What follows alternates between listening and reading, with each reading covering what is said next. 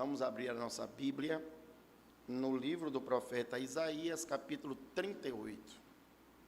Vamos lembrar que Isaías é o evangelista do Antigo Testamento, né? É aquele que vai narrar a história de Cristo, a missão de Cristo, lá no Antigo Testamento.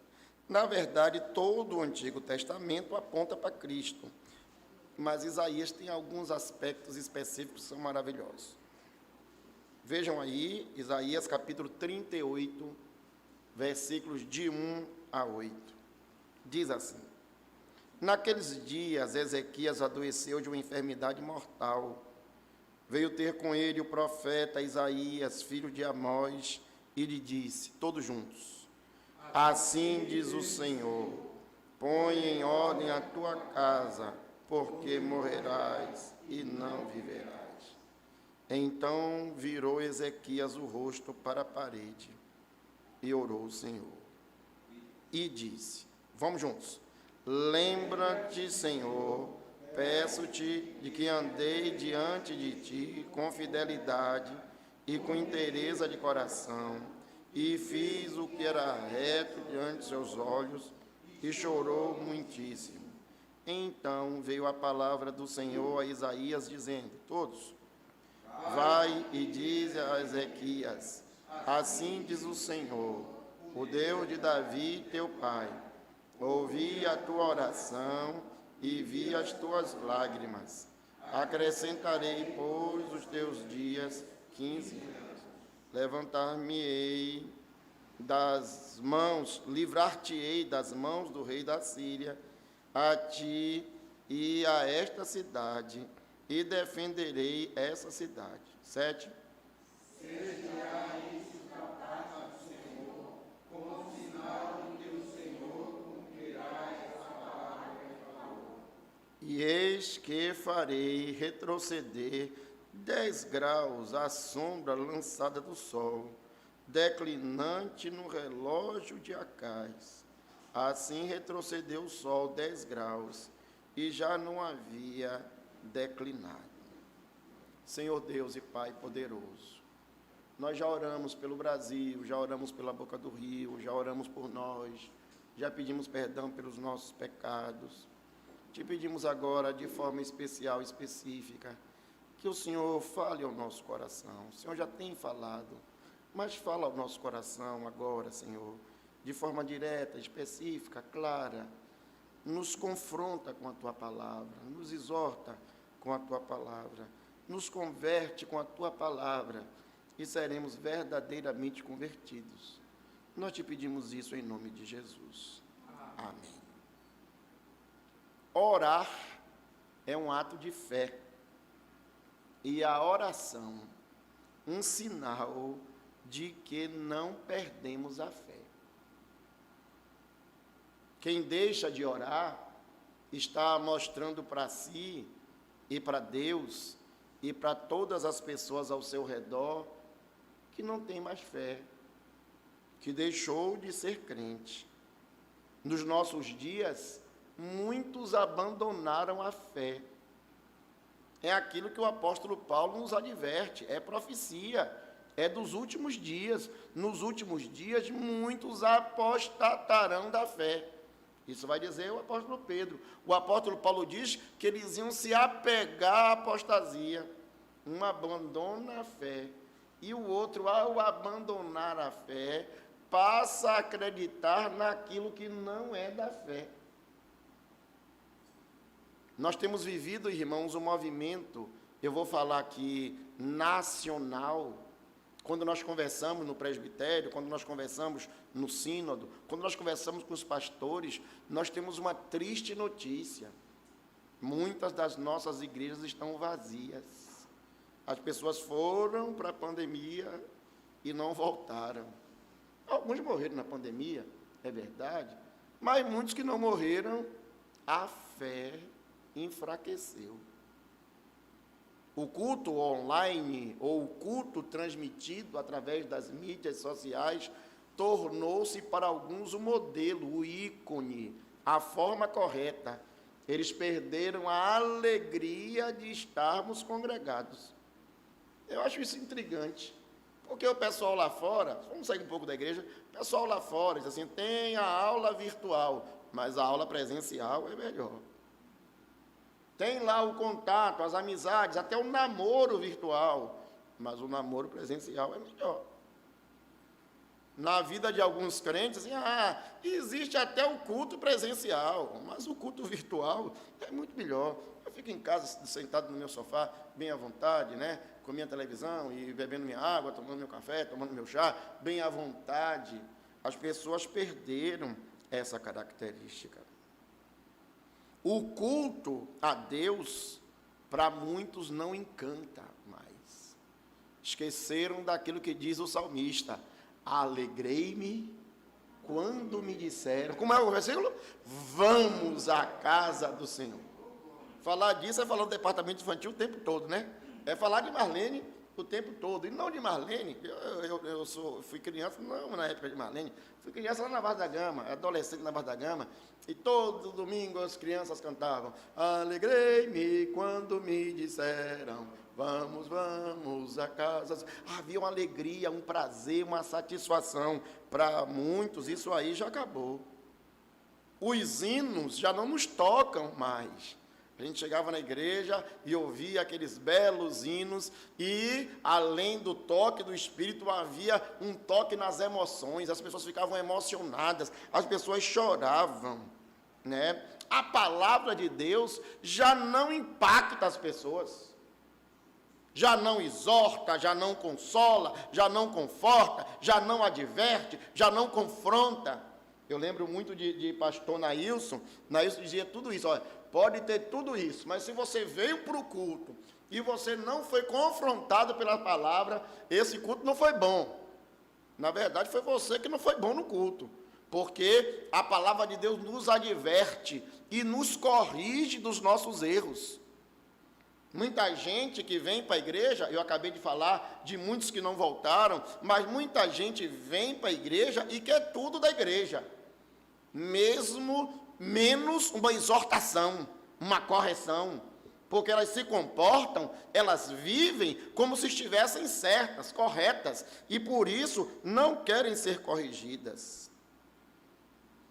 Quando nós estamos assim, irmãos, nós já nos desviamos, mesmo estando na igreja. E o mais lastimável é que na igreja há muito crente desviado. Eu não estou falando daqueles que foram embora, não. Eu estou falando de nós que ficamos. Muitas vezes nós estamos aqui. Esse povo me honra com os seus lábios, mas o seu coração está longe de mim, está distante de mim. Nós ouvimos essa pregação aqui, com outro texto, reverendo Adilson Lordelo, e no dia seguinte, Judá, falando de que há pessoas que já estão distantes. Nesse período de Ezequias, período dos reis de Israel, nossos irmãos estavam enfrentando muitos dilemas parecidos com o nosso. Doenças, guerras, né, dificuldades financeiras, seca, falta de emprego, falta de comida, guerras com os adversários internos e externos. E cada irmão naquela época reagiu de uma maneira diferente, ou seja, cada um demonstrava para o público, publicava, testemunhava de sua fé ou de sua falta de fé. Eu gosto de lembrar de alguns reis de Israel, vou citar somente 2 ou 3 ou 4 aqui, para lembrar as atitudes dele. Por exemplo, eu me lembro de Roboão, filho do grande rei Salomão, do sábio Salomão. Roboão, quando precisou de sabedoria, ao invés de buscar a Deus, ao invés de buscar os anciãos, ao invés de procurar a Bíblia, foi procurar a galera, a turma da sua patota, né, os seus amigos da sua tribo. Lembro, por exemplo, do rei Acabe. Acabe que teve dificuldade com os adversários à sua volta, e para agradar a Sírio, Fenícia, ao invés de cultuar o Senhor, adorar ao Senhor, servir ao Senhor, para agradar os fenícios, ele instituiu o culto a Baal. Ele matou os profetas do Senhor e levantou os postes ídolos. Lembro-me também, irmãos, do rei Manassés, filho de crente, criado na igreja, frequentando a escola bíblica, se tornou idólatra, se desviou do caminho do Senhor, a ponto de sacrificar seus filhos no altar aos deuses estranhos. Matou seus filhos como holocausto aos deuses estranhos. É verdade que por causa do seu pecado, Deus puniu Manassés e o entregou na mão dos seus adversários, mas é verdade também que lá no cativeiro, Manassés se lembrou do Senhor e pediu ao Senhor que cancelasse os seus pecados, apagasse os seus pecados, perdoasse os seus pecados. E assim, Deus não somente perdoou os pecados de Manassés, mas trouxe-o de volta e o abençoou. Pensando nessas histórias, eu vou me deter agora ao rei Ezequias, ao versículo 2, e vou intitular essa mensagem dizendo: o Deus por trás da parede. Ele está em sua casa, e ele fica enfermo, né? Não sei se foi coronavírus, se foi dengue, se foi chikungunya, se foi doença do coração, o que foi que ele tinha, não sei o que era. Eu sei que ele ficou doente, se era um câncer, e essa doença era uma doença que o levaria para a morte. Deus então levanta o profeta Isaías e vai à casa de Acabe e diz: ajeite tua casa, põe a tua casa em ordem, ajeite suas contas, né? Passe aí o tutorial, né, para os seus filhos, para os seus descendentes, ajeite sua casa, porque você vai morrer. Alguém espera que o crente receba sempre a notícia de que vai vencer, de que vai prosperar, de que vai viver, mas a mensagem de Deus para Ezequias é: você vai morrer. O diagnóstico dado pelos médicos dos médicos é que você não tem mais chance, acabou, sua cota acabou. E o que foi que nosso irmão fez? Alguém poderia sair gritando pela rua, alguém poderia gastar todo o seu dinheiro com os médicos e com remédios, alguém poderia tentar se mudar de uma cidade para outra. Sabe o que foi que Ezequias fez? Versículo 2, todos juntos. Então virou Ezequias o rosto para a parede e orou ao Senhor.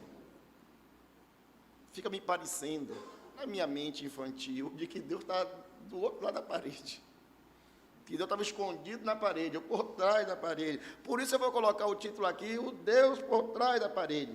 Quem é o Deus que está por trás da parede? Ao receber essa notícia, Ezequias tem a certeza de que Deus é o Senhor de todas as coisas.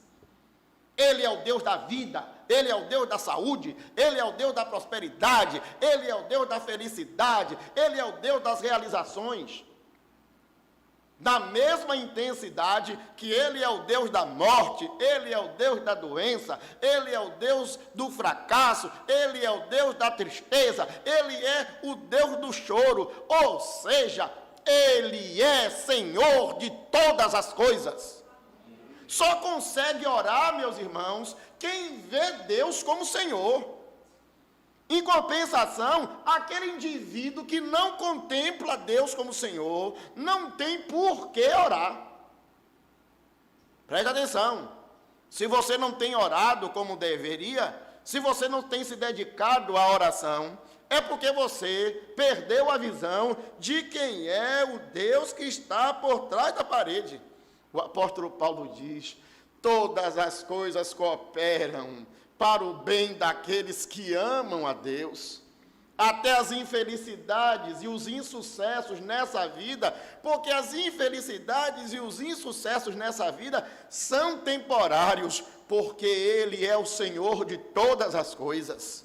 Ah, irmãos, quando lemos o Apocalipse, João tem uma preocupação específica com o Apocalipse, os irmãos devem lembrar, finalzinho do 1º século, a perseguição dos imperadores romanos, e nós estamos sofrendo, e nós estamos sendo perseguidos, e nós estamos sendo presos, e nós estamos sendo mortos. Quando estudamos o Apocalipse, descobrimos que aquelas sessões todas, em todas aquelas sessões, o livro termina dizendo: e Cristo venceu. E Cristo venceu. E Cristo venceu. Glória a Deus, meus irmãos. Vencendo, vem Jesus. Ele é o vencedor. E olhe que isso não anula as dificuldades que viveremos nessa vida, porque essas dificuldades também estão no plano de Deus. Pastor Paulo e pastor Cândido vão dizer: as dificuldades também estão na vontade de Deus. Ele é o Senhor. No Antigo Testamento, a expressão mais comum usada é que ele é o rei. No Novo Testamento, a expressão mais usada é que ele é o Senhor. E observem, se vocês tiverem um trabalho depois em casa para ver, do versículo 1 ao versículo 8, aparece a palavra Senhor 7 vezes. Versículos 1, assim diz o Senhor. Versículo 2, orou ao Senhor. Versículo 3, lembra-te, Senhor. Versículo 4, a palavra do Senhor a Isaías. Versículo 5, assim diz o Senhor. E aí vai. Isaías e Ezequias nunca perderam isso de visão. Eu posso estar doente, eu posso estar morrendo, eu posso ter recebido uma sentença de morte, mas Ele é o Senhor. Eu só vou morrer quando Ele mandar. E se Ele mandar, eu irei viver. Mas independente de viver ou de morrer, Ele é o Senhor. É por isso que eu oro. Eu não peço ao médico simplesmente, ou ao advogado, ou ao administrador, ou ao engenheiro. Eu não busco o vereador, ou o deputado, ou o prefeito, ou o governador, ou o presidente. Eu busco aquele que é o Senhor e que comanda, que reina, que governa e que preside todas as coisas. Eu quero lhe perguntar, meu irmão, minha irmã, quem é o Deus em quem nós temos crido? Na verdade, Deus não muda. Mas como é que nós temos visto a Deus e acreditado nele? Muitos acreditam no Deus que operou no passado, o Deus que fez grandes maravilhas. Salmo 136, aquele que derrubou Og, rei de Bazã, que derrubou o outro rei, que mandou Vespões, que abriu o mar, que controlou o sol, que dominou tudo. Muitos acreditam no Deus que ficou no passado, mas um Deus que não opera mais nos nossos dias. Por isso, eu não tenho por que orar. Quem é Deus para você mesmo? Em que Deus você crê? Talvez você ache que essa pergunta seja retórica, não é não. Eu vou lhe responder quem é o Deus que você crê. O Deus que você crê é aquele que você ora. E se você não ora, significa que esse Deus não é mais nada para você. Se desviou. Se perdeu no caminho. Mas o texto continua nos dando outra característica. Veja aí, versículo 5. Vamos dizer todo mundo o versículo 5. Até lágrimas, até a palavra lágrimas.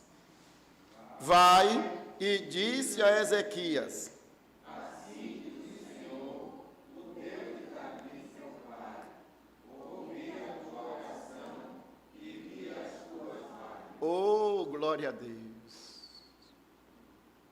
Aparece aqui uma expressão maravilhosa, que eu não ia nem comentar. O Deus de teu pai Davi. Deus de teu pai Davi. O Deus de Abraão, Isaac e Jacó. É desse que eu estou falando. O Deus dos profetas. O Deus de Moisés. É desse Deus que eu estou falando. Assim diz o Senhor. O Deus de Davi, teu pai. Ouvi as tuas lágrimas. Ouvi a tua oração. E vi as tuas lágrimas. Irmãos, nós já sabemos que Deus é poderoso, mas alguns esquecem que o Deus que é o Todo-Poderoso, Ele desceu da sua glória e se fez carne. Pastor Paulo diz que ele estava em estado de exaltação, mas ele entrou em estado de humilhação, se tornou carne, se fez carne, habitou entre nós, e sendo achado em figura humana, foi obediente até a morte, e morte de cruz. Jesus se humilhou. Em outras palavras, Deus desceu da sua glória, ele se fez homem, e veio viver com o homem, por isso ele sabe o que é padecer. Essa figura é bem do Novo Testamento, mas essa figura estava no Antigo Testamento o tempo todo. Os judeus que não conseguiam entender, bobos, né? Crianças ainda, não conseguiram avançar na fé. Esse Deus que se fez carne, que sente como sentem os homens, é o Deus que foi louvado no céu, que é louvado no céu. Observem no Antigo Testamento algumas figuras que aparece Deus se fazendo homem, se sentindo como homem. Lembra quando Ismael e sua mãe, Agar, foram colocadas para fora de casa, e Agar ficou chorosa, e botou o filho longe assim, disse, ele vai morrer, né? E o anjo então aparece a ela e diz, poxa, por que largou o menino lá? Deus ouviu o choro do menino.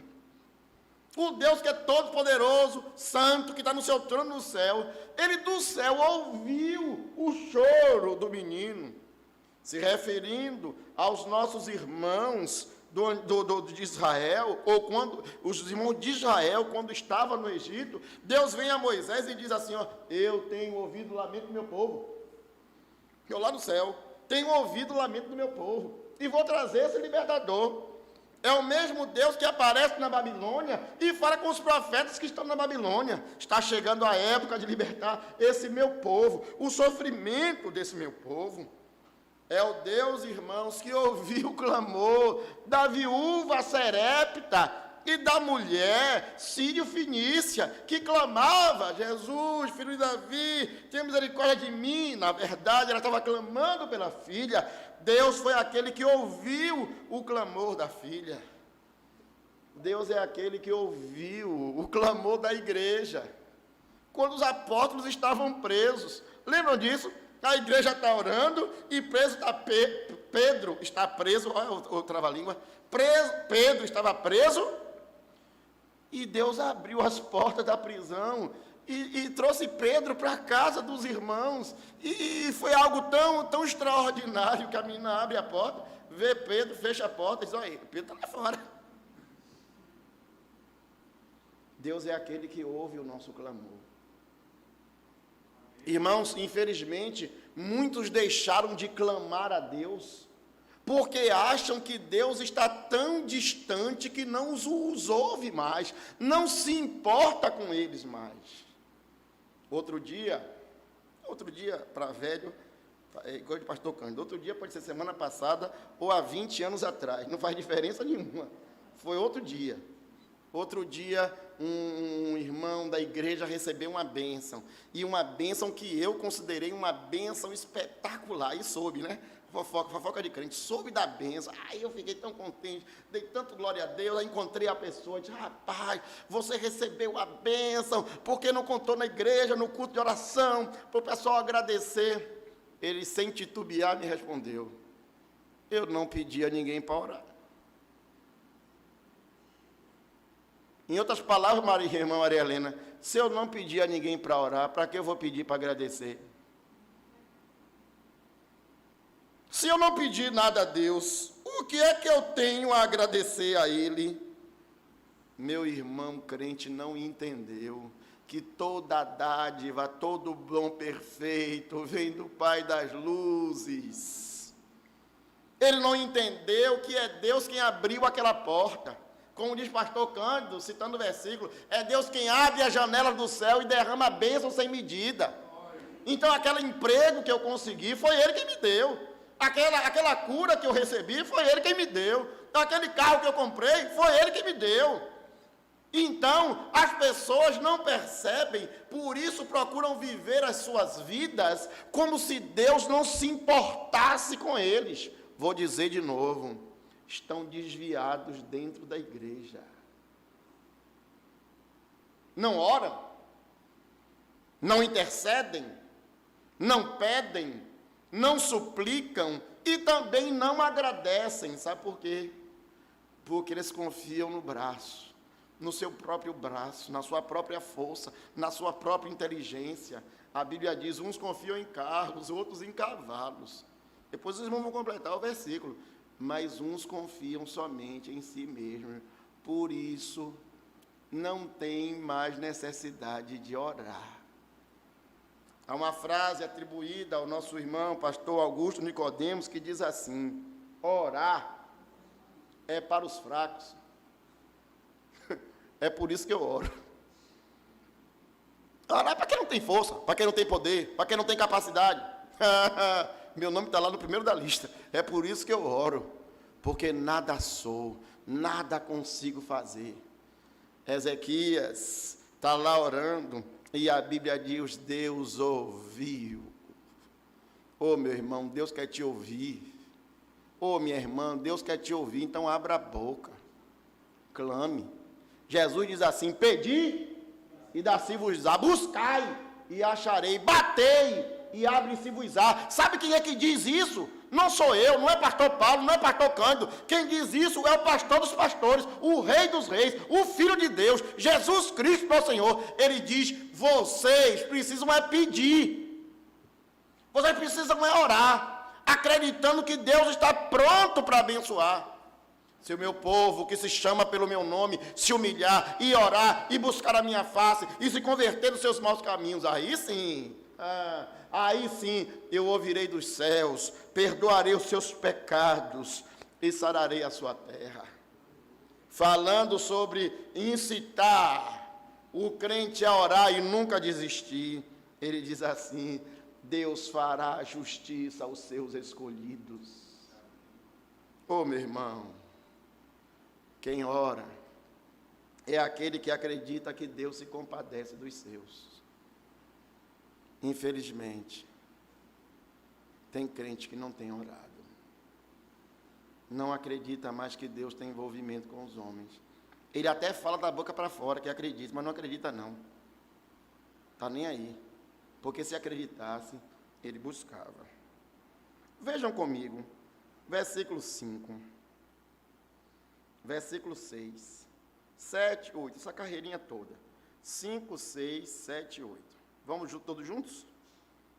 Vai e diz a Ezequias, assim diz o Senhor, o Deus de Davi teu pai, ouvi as tuas lágrimas e vi...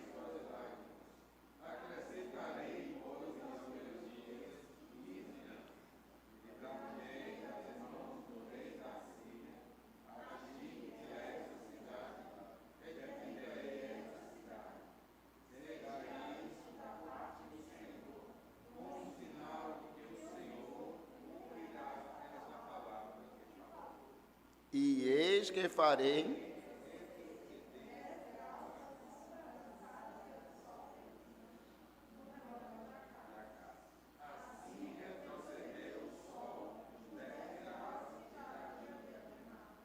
só consegue orar quem acredita que Deus está pronto para intervir. Viu, Lil? Quem acredita que Deus pode ir lá e fazer, é esse que ora.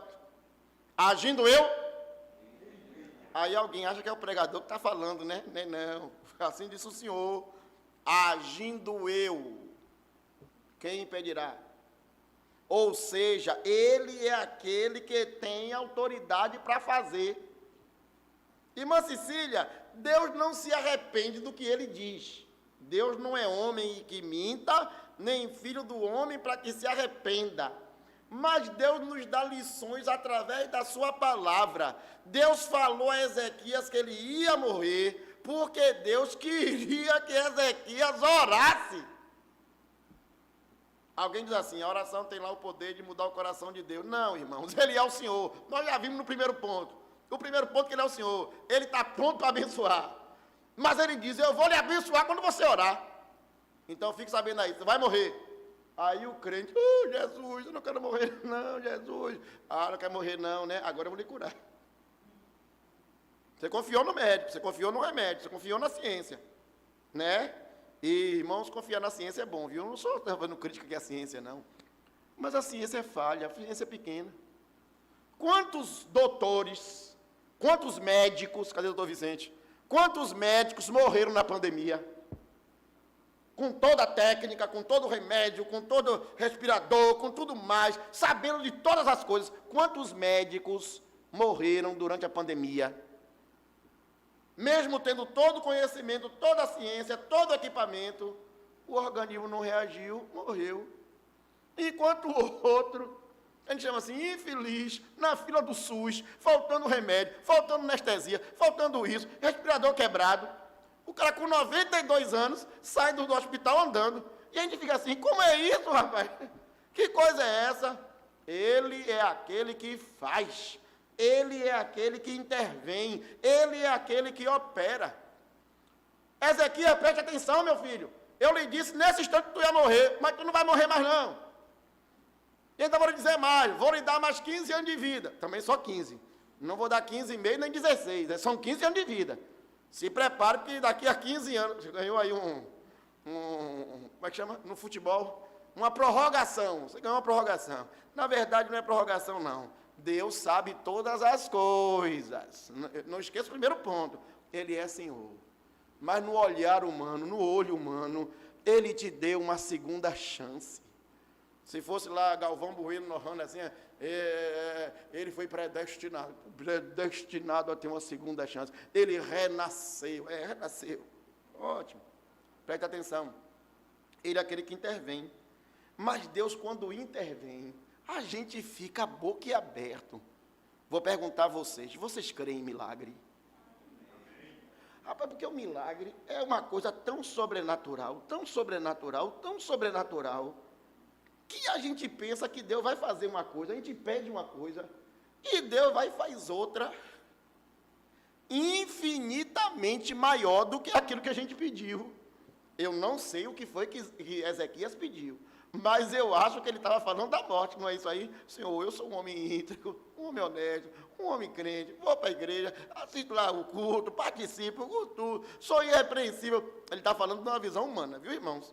Não é que ele não é pecador, não. Pecador, ele é como todos nós. Mas ele estava dizendo, Senhor, eu sou um homem íntegro.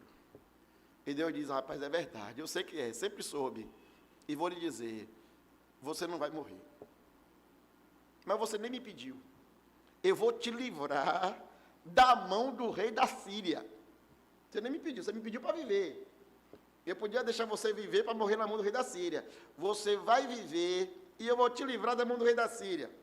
E vou lhe dizer mais, não vou tirar você só não, vou tirar a Adriana, Eziel, vou tirar todo mundo, vou tirar sua família toda. Essa cidade aqui será protegida por sua causa. Para abençoar você, eu vou abençoar essa cidade toda. Dê glória a Deus, meu irmão. Não é pentecostal, não. Dê glória a Deus. Vou livrar a cidade toda por sua causa. E vou fazer mais. Se tem alguém aqui que está com dúvida, eu vou dar um sinal. O pentecostal de novo aí, viu? Ó, o sinal. Qual é o sinal? Você nem me pediu um sinal. Eu vou fazer o sol retroceder. Eu não vou fazer igual no período da peregrinação, que o sol ficou parado, não. Eu vou fazer o sol voltar atrás. Olha o pleonasmo, vou ajudar. Voltar atrás, o pleonasmo vicioso ou a licença poética. Eu vou fazer o sol voltar. Para que todos vocês saibam que eu sou aquele que opera, que intervém, que manda, e que agindo eu, quem impedirá? Irmãos, no início da mensagem, eu falei para você daqueles que estão desviados, não falei? Quem não acredita que Deus vai operar, se desviou, perdeu a fé. E o Deus que opera no universo, que opera na estrela, que opera no sol, que opera na lua, que abre o mar vermelho, é o mesmo Deus que opera no meu e no seu coração. Amém. Tem gente que vem para a igreja, até ouve a mensagem, mas quando a mensagem lhe incomoda, diz assim, não quero mais essa mensagem, não quero mais esse pregador, não quero mais essa igreja. porque eu tomei uma decisão no meu coração. Eu não quero Deus se metendo na minha vida. Você acredita nisso? Vou lhe contar uma história bíblica. O jovem rico. E o jovem rico, ele tem algumas características que para mim são importantes. Primeiro, ele era sincero. Ele fez aquela pantomima toda, né? O mestre, que bem fazer, parecia mestre de sala, porta-bandeira. Que bem farei para dar a vida eterna. Jesus deu lá uma queimada. Mas não me chame bom, não. Bom é Deus. Então não venha com sua palhaçada para cima de mim, não. Fica na sua aí. Mas a Bíblia diz, Jesus o amou. Pastor Paulo, Jesus tratou o jovem rico como ele não tratava os fariseus. Os fariseus fizeram várias perguntas, e Jesus só batia, diz assim, vocês são falsos, vocês estão com mau pensamento no coração, vocês não são de Deus. Para o jovem rico, os evangelhos dizem, Jesus o amou, quer dizer, havia sinceridade naquele menino, que não era tão menino assim, mas havia sinceridade nele. Jesus, então, lhe mostrou o caminho da salvação. Filho, falta-te uma coisa, vai, vende tudo que tens, dá aos pobres, e terás um tesouro no céu. Os irmãos lembram? Lembram dessa história? Lembram do fim da história?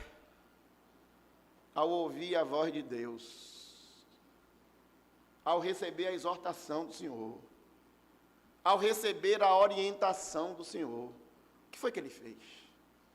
Abriu o coração, se ajoelhou ali, pediu perdão pelos seus pecados, na linguagem nossa, aceitou Jesus como Salvador, e foi para a igreja, não foi isso? Não.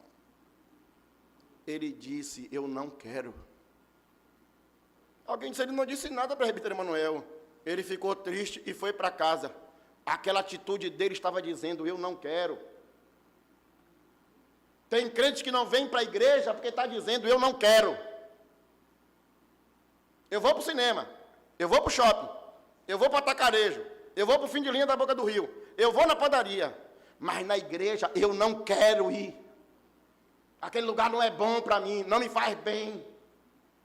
Elas não falam não, mas a atitude está demonstrando isso. Irmãos, participar do culto, da convocação solene, é ordenança do Senhor, mas ele diz, eu não quero.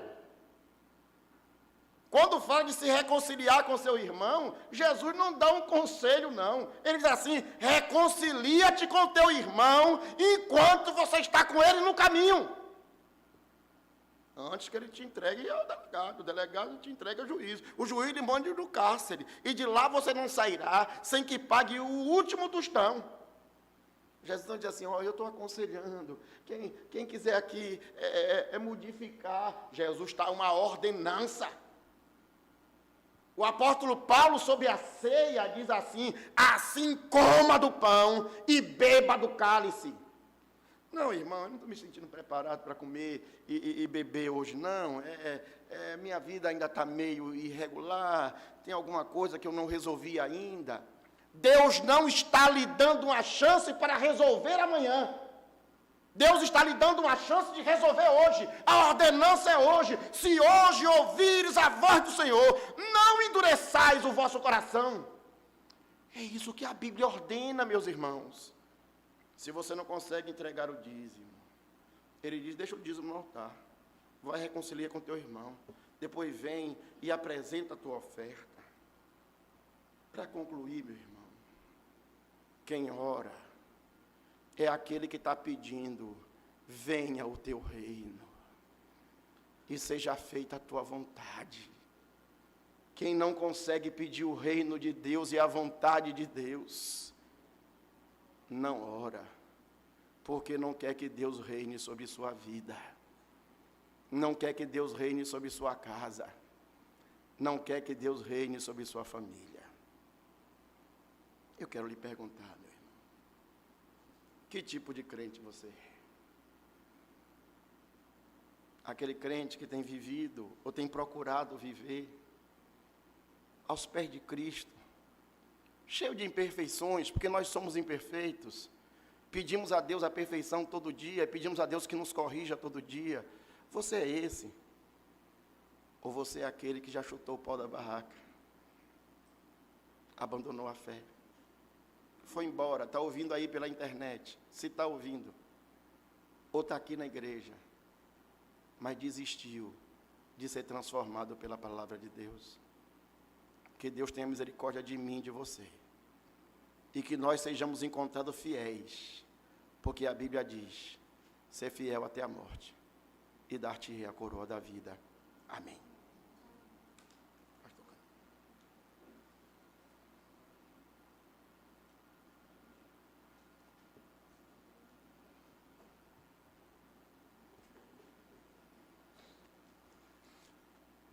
O nosso Deus é o Deus do impossível. Deus do impossível nunca desistiu de mim, nem de você. Ele diz, se atentamente ouvir a Deus e os mandamentos seus obedecer, o Senhor teu Deus te exaltará entre todas as nações por onde passar. É o Deus das ricas e eternas promessas que nunca falharam e nunca hão de falhar. É um Deus transcendente. É o mesmo Deus de ontem, é o Deus de hoje. Se Ele prometeu, vai acontecer. Seja a bênção.